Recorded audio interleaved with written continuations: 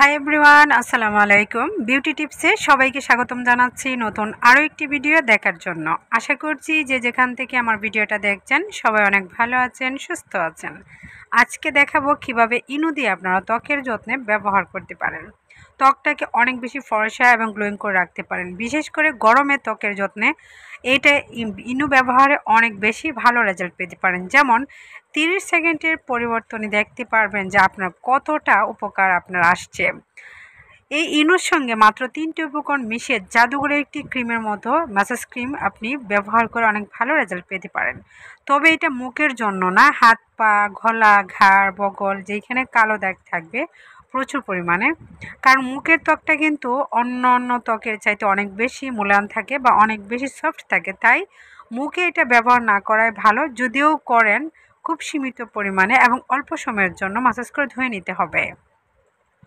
হাত পা খসখসে দূর করবে, কোমল রাখবে, রোদে পড়া দাগ দূর করবে। যেমন অনেকের আছে রোদে গেলে স্যান্ডেলের দাগগুলি পায়ে পড়ে যায়, সাইডে পাইডে কালো হয়ে যায়, সেই কালো দাগটা দূর করার জন্য 100% উপকার করবে। হাত পায়ের জন্য আপনি যদি ক্রিম তৈরি করেন, একটি ইনু দিয়ে কিন্তু পারবেন আপনি সুন্দরভাবে একটি ক্রিম তৈরি করে নিতে।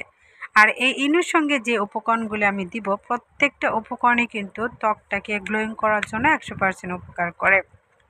স্কিপ না করে সম্পূর্ণ ভিডিওর সাথে থাকবেন। আশা করছি অনেকের কাছে ভালো লাগবে এবং অনেক বেশি উপকারে আসবে। ভালো লাগলে ভিডিওতে অবশ্যই ভালো একটি কমেন্ট করবেন, লাইক দিয়ে চ্যানেলের সাথে থাকবেন। ফেসবুক পেজ থেকে দেখলে পেজটা ফলো দিয়ে রাখবেন। দিয়ে দিলাম লেবু।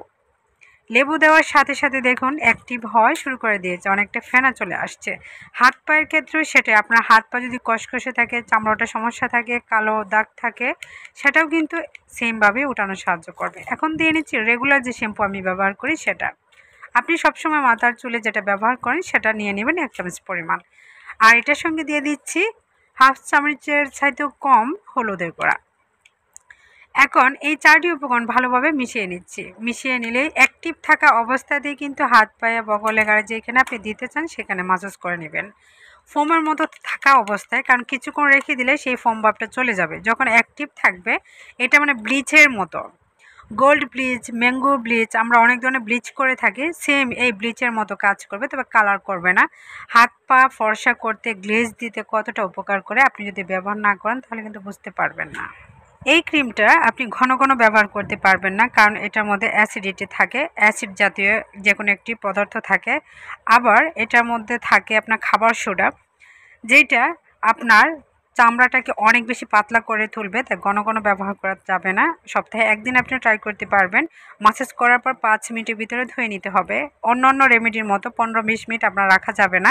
মাসাজ করবেন আপনি অ্যাক্টিভ থাকা অবস্থায়, যখন ফোমের মতো থাকবে ততক্ষণে আপনি মাসাজ করে নিতে হবে। আর আপনি যদি রেখে দেন সেই ফোমটা কিন্তু চলে যাবে, অ্যাক্টিভটা আর থাকবে না। ভালো উপকার পেতে হলে আপনি সাথে সাথে মাসাজ করে ফেলবেন।